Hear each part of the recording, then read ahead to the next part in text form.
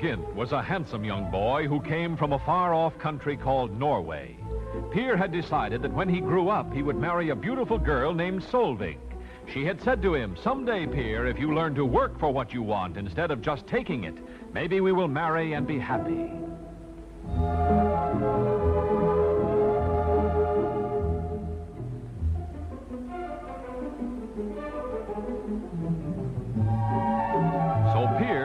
To work as a cabin boy on a great ship. He had sailed from Norway to a strange country called Arabia, where many of the people lived the year round in tents and traveled over the sandy deserts on the backs of camels. Deep in the desert country of Arabia lived many bands of fierce robbers.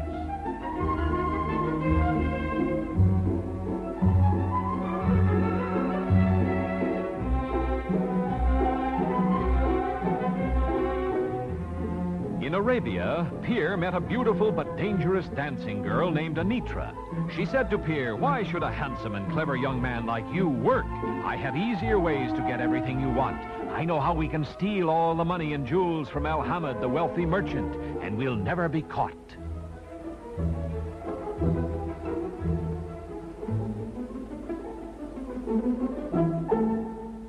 Peer listened to Anitra's plan. It sounded so easy.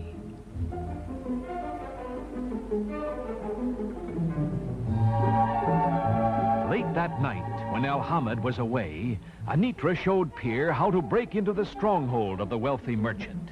It was dark, and Peer was very, very frightened. But he did just as she had told him, and soon found the money and the jewels exactly where Anitra said they would be hidden.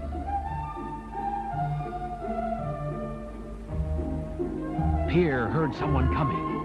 Quickly, he slipped out of a window and dropped softly to the street below.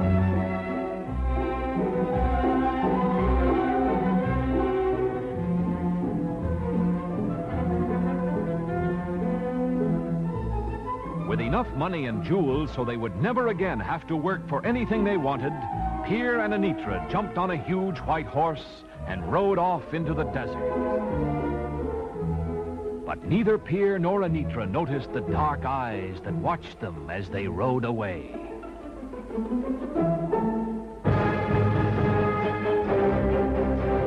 Peer and Anitra rode the great white horse far into the desert. At last they stopped to rest and divide the treasure. Peer began to feel that maybe he should not have listened to Anitra, but when he saw all the money and jewels spread before him, he thought to himself, "How will Solvig ever know?" And greedily he began to take his half. Finally, the two equal shares were placed in separate saddlebags and hung over the great white horse. Anitra told Peer to wait while she ran to the top of a small hill and made sure there was no one in sight. Peer waited. He saw Anitra signal. Had she seen someone? Had they been followed? Anitra came running back. "Peer," she whispered, "go to the crest of the hill and see for yourself." Peer left the great white horse and ran to the top of the hill. He looked into the distance, but there was nothing. He turned, then he saw he had been tricked. Anitra had mounted the horse, and waving back at him, she had galloped away with all the money and the jewels. Alone in the great desert, Peer trudged slowly through the hot sand. What a fool he had been.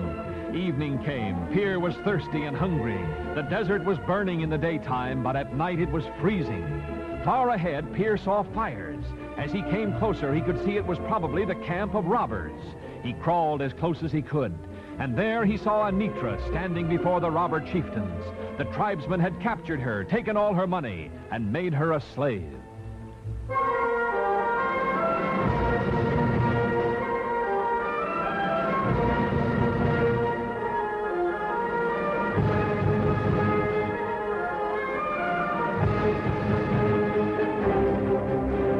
Dared not not let the robbers find him. He sneaked back into the lonely desert. Through the long, cold night, he trudged over the deep sand.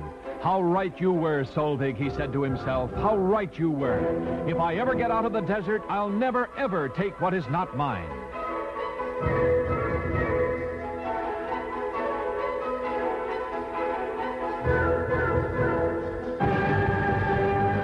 All next day, Pier struggled across the burning desert. And just when he thought he couldn't take another step, he saw the ocean ahead, and he knew he would be safe.